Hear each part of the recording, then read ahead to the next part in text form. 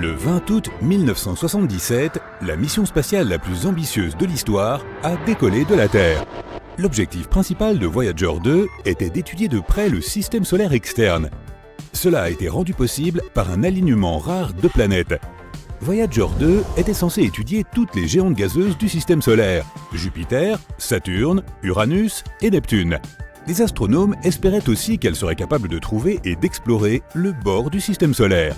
Comme Voyager 2 a été construite pour les voyages interstellaires, la sonde a été équipée d'une grande antenne de 4 mètres de large, permettant à la sonde d'envoyer vers la Terre les données qu'elle recueillait.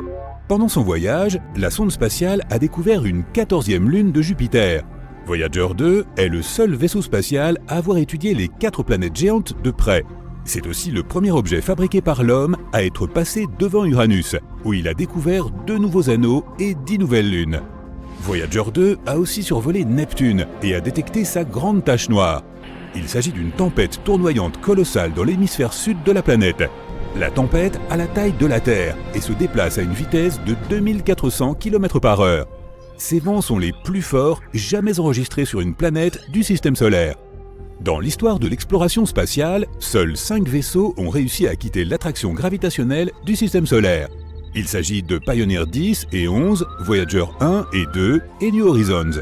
Les humains lancent des milliers d'objets dans l'espace. Ces objets surmontent facilement la gravité de la Terre, mais le Soleil est environ 300 000 fois plus massif que notre planète. C'est pourquoi son attraction gravitationnelle est bien plus difficile à combattre. Plus impressionnante encore, Voyager 2 est le 2e objet fabriqué par l'homme dans l'histoire à avoir atteint l'espace entre les étoiles après avoir traversé l'héliosphère. C'est une bulle de champ magnétique et de particules produite par le Soleil et qui protège le système solaire. 2 ans après son lancement, Voyager 2 a commencé à transmettre les premières images de Jupiter. La sonde spatiale a fourni aux scientifiques des informations indispensables sur Io et Europe, 2 des plus grandes lunes de Jupiter. Puis la mission spatiale est passée à côté de la géante gazeuse elle-même. La distance entre le vaisseau spatial et la planète était d'environ 650 000 km.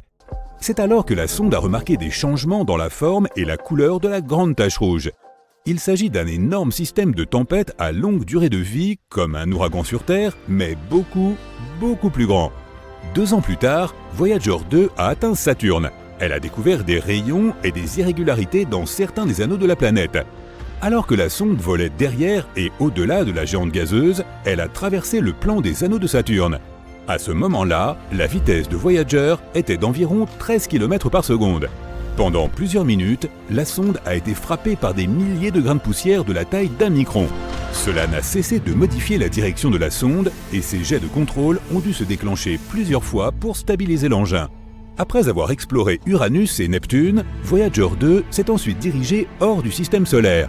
Ces instruments ont été mis en mode faible puissance pour économiser de l'énergie. En août 2007, la sonde a passé le choc terminal. C'est la frontière qui marque la limite extérieure de l'influence du Soleil. Là, le vent solaire faiblit. À l'été 2013, la sonde a atteint l'espace interstellaire. Quand il s'agit d'envoyer et de recevoir des signaux dans l'espace, il y a 3 facteurs à garder à l'esprit. La distance, la puissance et le temps. Plus un vaisseau spatial est éloigné, plus un signal doit parcourir de distance avant de l'atteindre. Et plus il faut de temps à ce signal pour rattraper le vaisseau spatial. Et quand il y arrive enfin, il est extrêmement faible.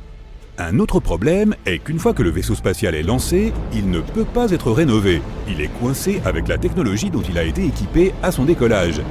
De plus, les sondes spatiales comme Voyager 2 sont alimentées par du carburant radioactif. Lorsque le matériau spécial se désintègre par radioactivité, il dégage de la chaleur, laquelle est convertie en électricité. Malheureusement, plus le matériau se désintègre, moins le vaisseau spatial a de puissance pour recevoir et transmettre des signaux radio. Malgré ce problème, nous n'avons pas encore perdu la connexion avec Voyager 1 et 2. C'est parce que de nouvelles technologies plus puissantes apparaissent sur Terre. Les signaux que l'on envoie peuvent aller beaucoup plus loin qu'avant. C'est pourquoi il a été possible de rester en contact avec Voyager 2, qui est entré dans l'espace interstellaire en 2018 et qui s'est déjà éloigné de la Terre de près de 19 milliards de kilomètres. Mais en mars 2020, la pièce principale de l'équipement qui permettait aux scientifiques d'échanger des signaux avec le vaisseau spatial s'est éteinte. Après l'arrêt des communications avec la sonde, la NASA a passé environ 11 mois à mettre à niveau son Deep Space Network et à installer un nouveau matériel. Le DSN est un réseau international d'énormes antennes radio qui aide les astronomes sur Terre à communiquer avec les missions interplanétaires. Ces antennes sont situées en Californie, à Madrid et à Canberra. Celle utilisée pour garder le contact avec Voyager 2 est une antenne de 70 mètres de large à Canberra. C'est le seul équipement capable d'envoyer des directives qui peuvent atteindre la sonde. Cette antenne, connue sous le nom de DSS-43, a commencé à fonctionner en 1972, 5 ans avant les lancements de Voyager 1 et 2. À l'époque, elle ne mesurait que 64 mètres de diamètre. Depuis, l'antenne a subi de nombreuses réparations et améliorations. Mais ces 11 mois ont été les plus longs pendant lesquels l'antenne aura été hors ligne. En octobre 2020, l'antenne était enfin prête pour un essai après toutes les remises à niveau et autres réparations. Les opérateurs de la mission ont envoyé une série de commandes à Voyager 2. Et après plusieurs mois de silence radio, la sonde a renvoyé le signal. La sonde a confirmé qu'elle avait entendu l'appel. Ensuite, le vaisseau spatial a exécuté les commandes. Pendant que l'antenne était hors ligne, les opérateurs de la mission pouvaient effectivement recevoir des données scientifiques et des nouvelles de l'état de Voyager 2. Les astronomes ont continué à recevoir des données de l'espace interstellaire, la région située à l'extérieur de l'héliosphère du Soleil. Mais ils ne pouvaient pas envoyer de commandes à la sonde, car elle était trop éloignée de la Terre. L'antenne améliorée a été équipée de 2 nouveaux émetteurs radio, et cela a été fait juste à temps. L'un des émetteurs, qui était utilisé pour communiquer avec Voyager 2, n'avait pas été remplacé depuis presque 50 ans. L'antenne a aussi reçu de nouveaux équipements de refroidissement et de chauffage et d'autres éléments électroniques nécessaires pour supporter les émetteurs avancés. Une chose curieuse à propos du Deep Space Network est que ces antennes radio sont positionnées de manière très précise. Elles sont espacées de manière égale autour du globe. De cette façon, presque tous les vaisseaux spatiaux peuvent rester en contact avec au moins une installation à tout moment. Mais Voyager 2 est une exception. En 1989, elle a effectué un survol rapproché de Triton, la lune de Neptune. C'était la seule rencontre rapprochée que l'on ait eue avec la 8e planète du système solaire et sa lune. À propos, Triton est le plus grand objet connu qui serait né dans la ceinture de Kuiper. C'est un anneau en forme de beignet autour du Soleil, rempli d'objets glacés. Voyager 2 a découvert le système d'anneaux de Neptune et ses minuscules lunes intérieures. La sonde a aussi recueilli beaucoup d'informations étonnantes sur Triton. Par exemple, il est apparu clairement que la Lune était couverte de cryovolcans. Au lieu de cracher de la roche en fusion, ces volcans crachent de la glace composée d'eau, d'ammoniac et de méthane. Lorsque la sonde spatiale New Horizons est passée devant Pluton plus de 25 ans plus tard, elle a découvert le même phénomène sur la planète naine. Quoi qu'il en soit, pour faire ce détour, Voyager 2 a dû passer au-dessus du pôle nord de la géante de glace. Mais cela a modifié la trajectoire de la sonde, la faisant dévier vers le sud par rapport au plan des planètes. Depuis, Voyager 2 se déplace dans cette direction. Et maintenant, la sonde est si loin qu'elle est hors de portée des antennes radio de l'hémisphère nord, celles de Madrid et de Californie. Cela fait de DSS-43, qui se trouve dans l'hémisphère sud, la seule antenne suffisamment puissante et diffusant juste la bonne fréquence pour envoyer des commandes à Voyager 2. Voyager 1, la jumelle de la sonde, qui voyage plus vite, n'a quant à elle pas modifié sa trajectoire. Après être passée devant Saturne, elle a pris un chemin différent. C'est pourquoi aujourd'hui, elle peut facilement communiquer avec les 2 installations de l'hémisphère nord. La mise à niveau dont a bénéficié le complexe de Canberra peut aussi profiter à d'autres missions spatiales, comme par exemple le rover martien Perseverance qui a atterri sur la planète rouge le 18 février 2021. L'antenne sera également cruciale pour l'exploration d'autres planètes et de la Lune. 3, 2, 1, 0. En 1977, la NASA lança les sondes Voyager afin d'explorer les régions externes du système solaire, puis l'espace situé au-delà. À un moment de leur périple, elles rencontrèrent un phénomène pour le moins terrifiant. Un véritable mur de feu, où les températures atteignaient entre 30 et 50 000 degrés. Les sondes ont-elles pu résister à de telles conditions? Vous le découvrirez très bientôt. Par ailleurs, il existe plusieurs manières de définir la limite du système solaire. Selon la première, celle-ci correspondrait à l'extrémité des orbites planétaires. Une autre fait intervenir le nuage de Oort, immense ensemble d'objets glacés situés bien au-delà des planètes et constituant la région la plus éloignée du système solaire. Cette zone se trouve à une distance prodigieuse, peut-être à un quart, voire à la moitié de celle qui nous sépare de l'étoile la plus proche. Pour appréhender de telles échelles, les scientifiques recourent à l'unité astronomique. Une unité astronomique correspond à la distance séparant la Terre du Soleil, soit environ 150 millions de kilomètres. À titre de comparaison, Pluton gravite à une distance comprise entre 30 et 50 unités du Soleil. La limite interne du nuage de Oort serait bien plus lointaine encore, aux alentours de 2000 à 5000 unités, tandis que sa frontière externe pourrait s'étendre entre 10 000 et 100 000 unités astronomiques. De telles distances défient l'imagination. On peut toutefois les exprimer en durée plutôt qu'en kilomètres. La sonde Voyager parcourt près d'1 600 000 km par jour. À cette vitesse, il lui faudrait environ 300 ans pour atteindre le nuage de Oort, et peut-être 30 000 ans pour en rejoindre la bordure extérieure. Une autre manière de définir la frontière du système solaire repose sur la gravité du Soleil, c'est-à-dire la zone où son attraction demeure suffisante pour ramener des objets vers lui. Enfin, cette limite peut également être envisagée à travers l'héliopause, frontière ultime de l'influence solaire. Le Soleil émet en permanence un flux de particules chargées, appelé vent solaire, qui traverse l'ensemble des planètes et s'étend jusqu'à environ 3 fois la distance de Pluton. Ce vent façonne une immense bulle englobant le Soleil et les planètes, connue sous le nom d'héliosphère. L'héliopause correspond au bord externe de cette bulle, là où le vent solaire entre en contact avec le vent interstellaire issu d'autres étoiles.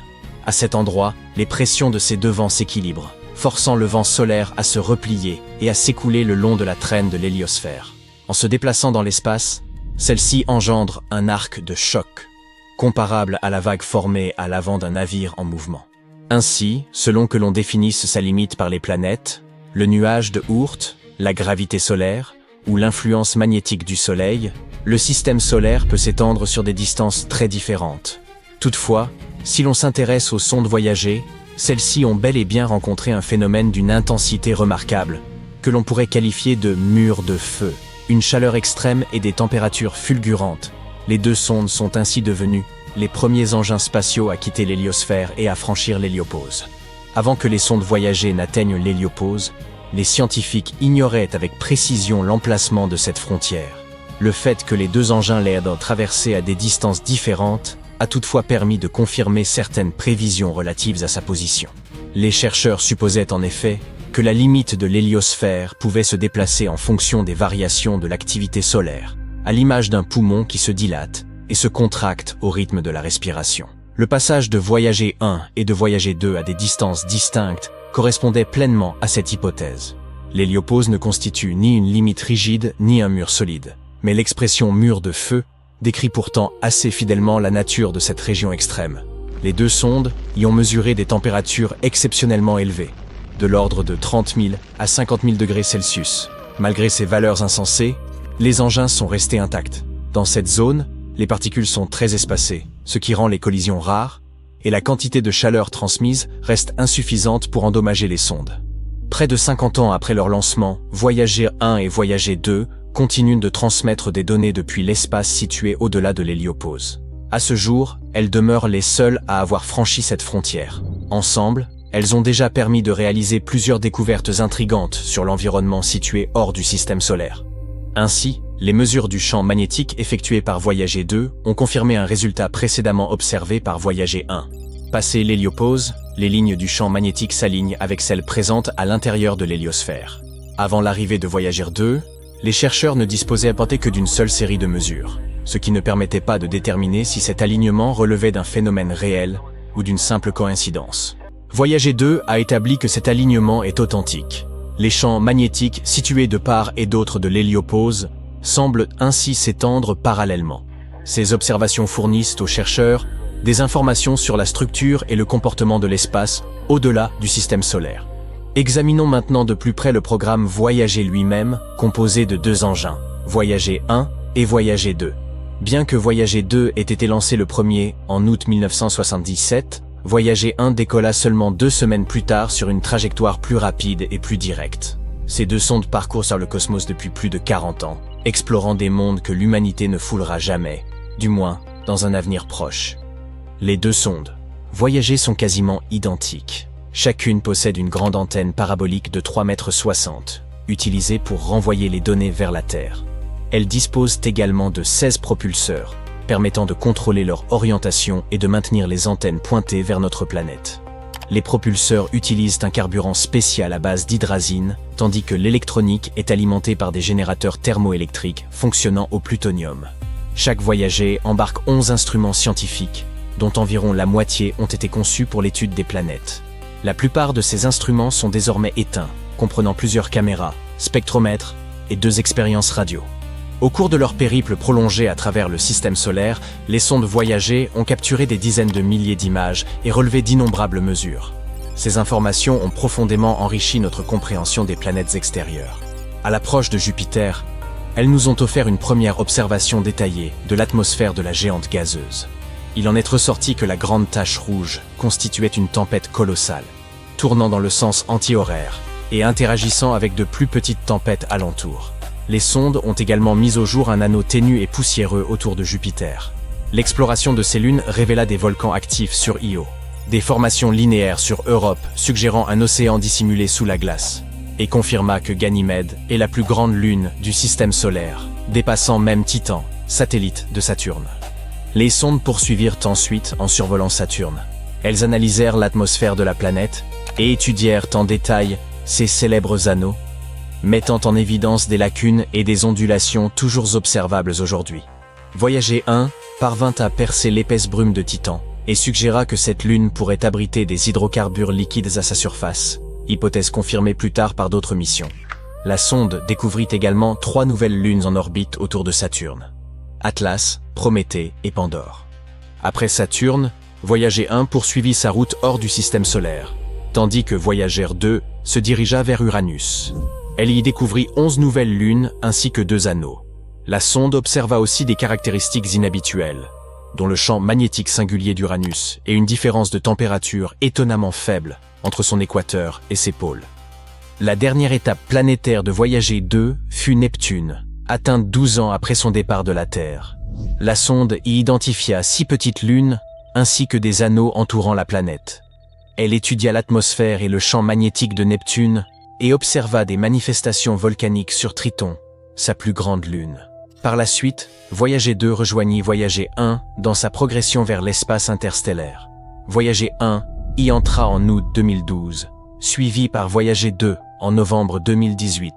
Ces missions ont permis aux scientifiques d'estimer la limite de notre système solaire à environ 16 milliards de kilomètres du Soleil.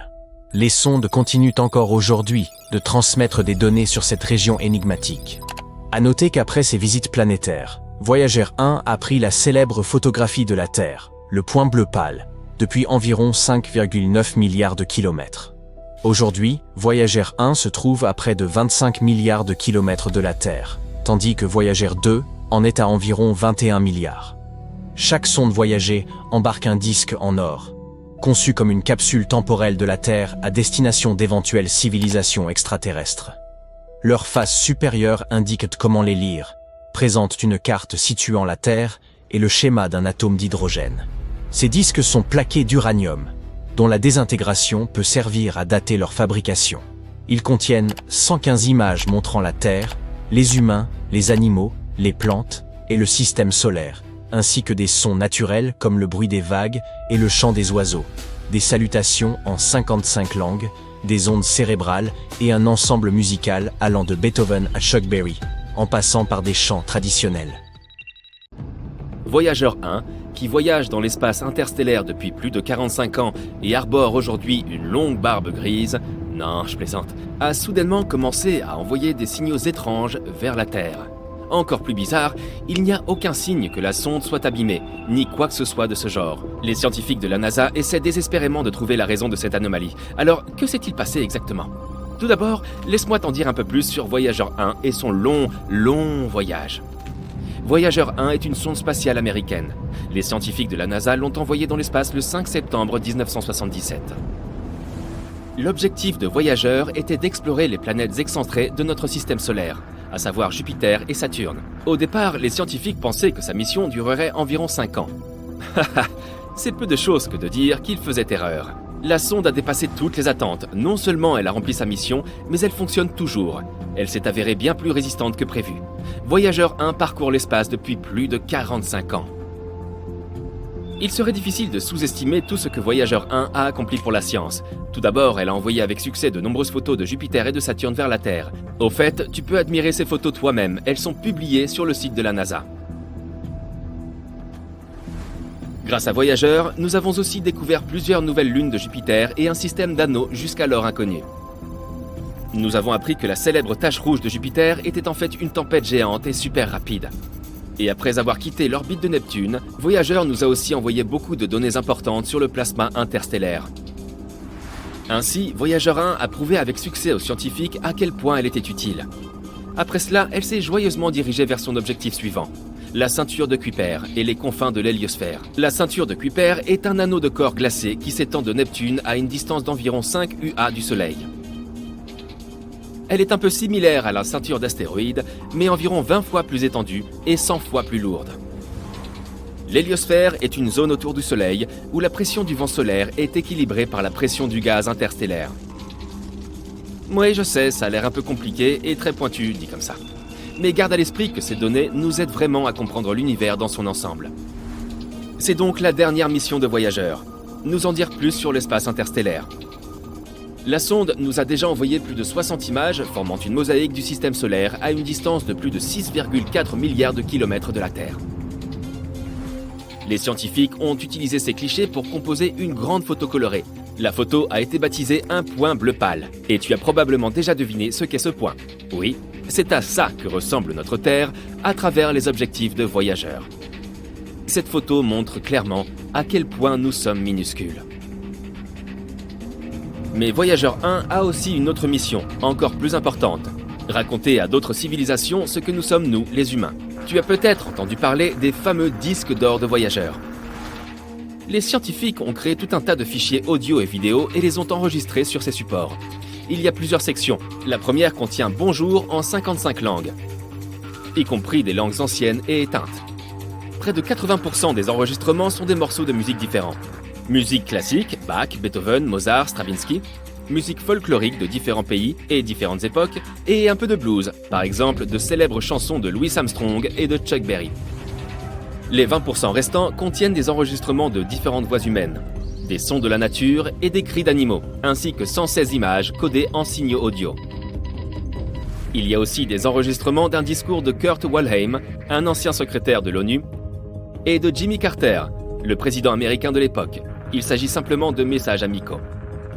En plus des disques, les scientifiques ont aussi préparé un instrument pour les lire. Mais ne t'inquiète pas, ils ont aussi envoyé un dessin qui montre comment utiliser tout ce matériel et comment traduire les sons en images. Ils ont ajouté les coordonnées de la Terre, qu'ils ont créées à l'aide d'une carte des pulsars. Elle montre la position du Soleil dans la Voie lactée. Le disque a été emballé dans un boîtier en aluminium et recouvert d'or pour le protéger des radiations et de la poussière cosmique. Avec cet enregistrement, Voyager 1 a entamé son long voyage. Elle a déjà parcouru une sacrée distance. En ce moment, Voyager 1 se trouve à 154 unités astronomiques de nous, ce qui représente environ 23,3 milliards de kilomètres. Cela en fait l'objet de fabrication humaine le plus éloigné de la Terre. Avant, c'était la mission Pioneer 10 qui détenait ce record, mais Voyager l'a dépassé en 1998. Quelle bonne affaire pour la NASA, elle a largement dépassé sa date de péremption. Voyager 1 est en fait si cool qu'elle a même surpassé sa sœur jumelle, Voyager 2, qui, soit dit en passant, avait été envoyée dans l'espace 2 semaines plus tôt. Voyager 1 se déplace à une vitesse de 17 km par seconde, ce qui représente 56 000 km par heure. Pour comparaison, la voiture de sport la plus rapide du monde ne se déplace qu'à 491 km à l'heure. Il est donc difficile de concevoir la vitesse de Voyager. Quoi qu'il en soit, en ce moment, Voyager se dirige vers les frontières du nuage de Oort. C'est le nom d'une couche hypothétique d'objets glacés entourant le système solaire. Les astronomes n'ont pas encore confirmé son existence, mais ils sont presque sûrs qu'il est là. Après tout, les trous noirs eux-mêmes n'étaient qu'une théorie il n'y a pas si longtemps encore. Malheureusement, Voyager 1 ne reviendra pas dans notre système solaire. Elle restera en contact avec la Terre au moins jusqu'en 2025. Puis finalement, le contact sera perdu pour toujours. Dans 300 ans, elle atteindra les frontières du nuage de Oort. Et dans 30 000 ans, je ne serai plus là, moi, elle quittera enfin le système solaire. Enfin, si rien ne lui arrive en cours de route, 10 000 ans après ça, Voyageur 1 s'approchera de l'étoile naine rouge Gliese 445, située dans la constellation de la Girafe. Ensuite, la sonde continuera probablement à se balader dans la Voie lactée. Et maintenant, parlons enfin de ces mystérieux signaux. Alors, que s'est-il passé ? Eh bien, une chose plutôt inhabituelle. Le Jet Propulsion Laboratory de la NASA, qui surveille et contrôle les 2 voyageurs, a signalé ce problème en mai 2022. Notre vieille sonde spatiale a soudainement commencé à envoyer des données étranges vers la Terre. Cette situation laisse même les ingénieurs de la NASA perplexes. Je parie que tu te dis « Oh, allez, elle est probablement simplement tombée en panne ou quelque chose comme ça ». Mais la vérité est que Voyageur 1 va très bien. Elle fonctionne comme d'habitude, reçoit et exécute les commandes envoyées depuis la Terre et continue de collecter et d'envoyer des données scientifiques. Mais les relevés de l'AACS, qui signifie sous-système de contrôle d'attitude et d'articulation, ne nous montrent plus dans quel état se trouve réellement Voyageur. Ce système assure l'orientation de la sonde dans l'espace et l'aide à rester en contact avec la Terre. Donc en gros, ces signaux signifient que l'orientation de la sonde dans l'espace est perturbée. Mais les scientifiques affirment que ce n'est pas le cas. Ils savent que la source du signal, l'antenne, se trouve dans la même position par rapport à la Terre que prévu. Le problème n'a déclenché aucun des systèmes de protection contre les défaillances. La sonde n'est même pas passée en mode sans échec. Alors, qu'est-ce qui se passe au juste dans l'univers ? Suzanne Dodd, la responsable du projet, affirme que le problème n'est en fait pas si inattendu. Après tout, Voyageur 1 a déjà 45 ans. L'experte admet que ce qui arrive à la sonde reste un mystère pour eux. Ils ne savent pas exactement d'où proviennent ces données incorrectes. Et la façon dont cela affectera le fonctionnement de Voyageur n'est pas très claire. Elle ajoute cependant que ce n'est pas si surprenant que cela, étant donné que la sonde se trouve dans l'espace interstellaire. Le niveau de radiation y est très élevé. Aucun vaisseau spatial n'a jamais atteint ce point auparavant. Les scientifiques de la NASA disent qu'ils vont continuer à surveiller de près les données provenant de Voyageur 1. Jusqu'à ce qu'ils trouvent le problème. S'ils le trouvent, l'équipe directrice essaiera de le résoudre. Sinon, ils devront s'adapter à ces nouvelles conditions. Mais il se peut que la seule compréhension du problème ne suffise pas vraiment. Il faut pas moins de 20h33 pour recevoir un signal de Voyageur. Et il faut le même temps pour y répondre. Au moins, la deuxième sonde, Voyageur 2, va très bien. Même si elle se trouve aussi actuellement dans l'espace interstellaire à une distance de 19,3 milliards de kilomètres de la Terre. Quoi qu'il en soit, nous ne pouvons qu'attendre des nouvelles et espérer que le problème sera résolu. En fait, je me demande combien de temps Voyageur 1 va encore durer. Sera-t-elle capable de voler jusqu'aux frontières du nuage de Oort dans 300 ans ? Et toi, qu'en penses-tu ? Donne-moi ton avis dans les commentaires. Toutes les planètes du système solaire s'alignent lentement. Mercure, Vénus, la Terre, Mars, Jupiter, Saturne et Neptune sont sur le point de former une ligne droite. Cet événement qu'on appelle une parade de planètes se produit une fois tous les 176 ans. La dernière fois que cela s'est produit, c'était il y a près de 40 ans. C'était une chance unique d'explorer toutes ces planètes d'un coup. Le 20 août 1977, des milliers de personnes se sont rassemblées devant le centre spatial Kennedy de la NASA pour assister au lancement de la mission spatiale la plus lointaine et ambitieuse de l'histoire. 5, 4, 3, 2, 1, allumage. La fusée Titan a décollé de la Terre et quitté l'atmosphère. Une fois dans l'espace, elle a lancé la sonde Voyager 2, qui a commencé son voyage. Cette sonde mesurait environ 50 cm de haut pour 1,80 m de long et était équipée d'une antenne parabolique de 3,70 m de diamètre. La plupart des équipements scientifiques étaient montés sur une perche qui s'étendait à 2,50 m vers l'extérieur. Le 5 septembre 1977, Voyager 1, une sonde identique, a quitté notre planète. Elle nous a envoyé des photos de la Terre et de la Lune. Elle a rapidement dépassé Voyager 2, lancée 2 semaines plus tôt. C'est pourquoi la deuxième sonde portait le numéro 1. Et c'est ainsi qu'a commencé son voyage dans le néant. Le 5 mars 1979, à environ 4 fois la distance entre la Terre et le Soleil, Voyager 1 s'est approchée de Jupiter, prête à l'analyser à l'aide d'une douzaine de gadgets, dont un système de caméras comprenant différents objectifs. Elle pouvait ainsi prendre des photos de la planète avec la caméra grand angle ainsi que des gros plans de certains endroits spécifiques, de la géante gazeuse et de ses satellites. La sonde disposait également d'un équipement capable de déterminer la composition atmosphérique, le poids et les champs gravitationnels des planètes qu'elle rencontrait. Des spectromètres à infrarouge et ultraviolet pouvaient mesurer les radiations et températures invisibles à l'œil humain. Divers capteurs analysaient les rayons cosmiques. Voyager 1 a ainsi découvert des volcans en dehors de la Terre. Il se trouvait sur le satellite de Jupiter, Io, qui possède des dizaines de volcans actifs, crachant constamment de la lave. Puis la sonde a pointé ses caméras sur la grande tache rouge. On a ainsi appris qu'il s'agissait d'une tempête géante ressemblant à un cyclone qui ne s'est jamais arrêté depuis le début des observations de Jupiter. C'est aussi la première fois que des éclairs étaient détectés en dehors de notre planète. Voyager 1 a aussi remarqué que Io agissait comme un générateur électrique pour Jupiter. Des ions, qui sont des particules chargées, volaient constamment vers la géante gazeuse, formant un courant électrique de 5 millions d'ampères. Voyager 1 continua ensuite son voyage. 5 mois plus tard, Voyager 2 s'est aussi approché de Jupiter. Cette planète a des anneaux autour d'elle, mais différents de ceux de Saturne. Quand les satellites rocheux de Jupiter sont entrés en collision, ils ont formé de petits débris qui se sont progressivement transformés en fine poussière. Puis Voyager 2 s'est approché d'Europe. Cette lune est recouverte d'une croûte de glace protégeant un océan liquide qui pourrait héberger la vie. Voyager 2 a été la première à photographier les fissures dans cette croûte de glace. En volant près de Io, Voyager 2 a découvert que 6 volcans de sa surface étaient encore en éruption. Cela signifie que les périodes d'activité de ces volcans pouvaient durer plusieurs mois. Les 2 sondes spatiales ont fait plusieurs fois le tour de Jupiter, puis elles se sont enfoncées plus loin dans l'espace. Une telle manœuvre gravitationnelle leur permettait de gagner en vitesse et d'économiser du carburant. Le 9 novembre 1980, Voyager 1 avait déjà parcouru 8 fois la distance Terre-Soleil. Elle arriva vers Saturne et découvrit 3 nouveaux satellites de la géante gazeuse, Atlas, Prométhée et Pandore. Cela prouva la théorie selon laquelle ces satellites étaient des lunes maintenant les anneaux de Saturne alignés.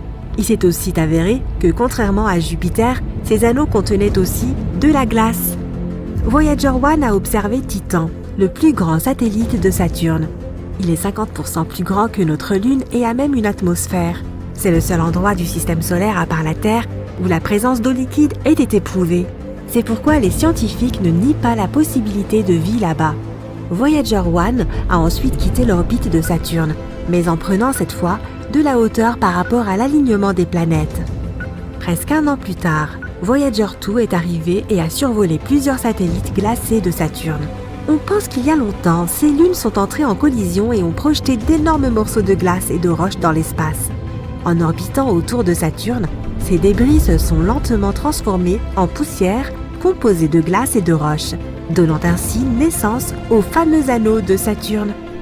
Voyager 2 est ensuite partie vers sa prochaine cible, située à 17 fois la distance Terre-Soleil, où elle arriva 5 ans plus tard. Pour la toute première fois, un objet fabriqué par l'homme s'approcha d'Uranus. Voyager 2 y a découvert 11 nouvelles lunes. Elle a aussi découvert qu'Uranus était la planète la plus froide du système solaire. Sa température est de moins 213 degrés Celsius. C'est 4 fois plus froid que la température du pôle Sud. À ce moment, la Deep Space Network était testée pour la première fois sur Terre. Il s'agit d'un réseau de radiotélescopes répartis sur toute la planète qui vise certains points du ciel pour établir une communication avec des objets extrêmement éloignés. Ces télescopes ont reçu avec succès les signaux de Voyager 1 et Voyager 2. Le 25 août 1989, Voyager 2 avait déjà parcouru 23 fois la distance Terre-Soleil pour arriver à Neptune. C'était la première fois que l'on recevait des images de cette planète bleue d'aussi près. La sonde y a découvert 6 nouvelles lunes et a également pris les premières photos des anneaux de Neptune. Les ingénieurs ont ensuite coupé les caméras de la sonde afin d'économiser de l'énergie pour son ordinateur principal et les instruments mesurant les vents solaires et interstellaires. Voyager 2 a ensuite quitté Neptune pour se diriger vers l'espace lointain, là où elle n'avait plus besoin de caméras. Quelques mois plus tard, Voyager 1 a envoyé sa dernière photo à la Terre. C'est un portrait de famille de notre système solaire tout entier. Chaque point pâle montre une planète.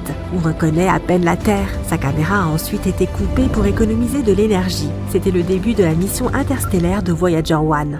pendant 15 ans, la sonde a volé aux confins du système solaire. Le 16 décembre 2004, elle a traversé le choc terminal. C'est là que le vent solaire ralentit soudainement et se réchauffe après être entré en collision avec le vent interstellaire. Voyager 1 a réussi à endurer cette épreuve et a poursuivi son aventure. En 2007, Voyager 2 a traversé la même frontière. À ce moment, ses capteurs ont enregistré une température d'environ 130 degrés, mais la sonde a réussi à y résister et a poursuivi son voyage dans le cosmos. Les deux sondes se sont ensuite déplacées dans des directions différentes. Elles ont ainsi découvert que l'héliosphère, cette bulle de vent solaire, n'était pas parfaitement ronde, mais ressemblait plutôt à un œuf. Le 25 août 2012, Voyager 1 est devenu le premier objet fabriqué par l'homme à entrer dans l'espace interstellaire. C'est aussi l'objet artificiel envoyé le plus loin de toute l'histoire de l'humanité. Le 5 novembre 2018, Voyager 2 a également quitté le système solaire, poursuivant également son voyage dans l'espace lointain. Les deux sondes voyagent maintenant depuis 44 ans. Voyager 1 a parcouru 153 fois la distance Terre-Soleil en filant à plus de 60 000 km/h. Dans environ 300 ans, les sondes atteindront le nuage de Oort. Il s'agit d'une région hypothétique entourant le système solaire où il n'y a que des astéroïdes et des blocs de glace. Les scientifiques pensent que les sondes pourraient atteindre les étoiles les plus proches dans les 40 000 prochaines années. Peut-être qu'un jour elles exploreront des mondes inconnus. Elles pourraient découvrir des planètes ressemblant à la nôtre. Elles pourraient même rencontrer une civilisation intelligente. C'est pour cela que chaque sonde transporte un disque d'or sur lequel figure un message contenant 115 images, dont nos systèmes numériques, une carte du système solaire, des images de ces planètes, des diagrammes de l'ADN humain, des portraits d'humains, des paysages terrestres, des salutations traduites dans 55 langues de la Terre, y compris les plus anciennes et les plus récentes, et également 90 minutes de musique provenant de différents endroits de notre planète. Les sondes Voyager transportent aussi un dispositif permettant de lire ces sons. Si une autre civilisation reçoit cet enregistrement, ces scientifiques pourront alors le décoder et ils pourraient décider de nous rendre visite. Ils devraient cependant répéter le voyage inverse de Voyager, soit des dizaines d'années-lumière à travers l'espace intersidéral, entrer dans notre système solaire et enfin survoler Neptune, Uranus, Saturne, Jupiter, Mars et la ceinture d'astéroïdes en direction de notre petite planète bleue. Nous pouvons seulement espérer que notre civilisation sera alors assez développée pour les accueillir.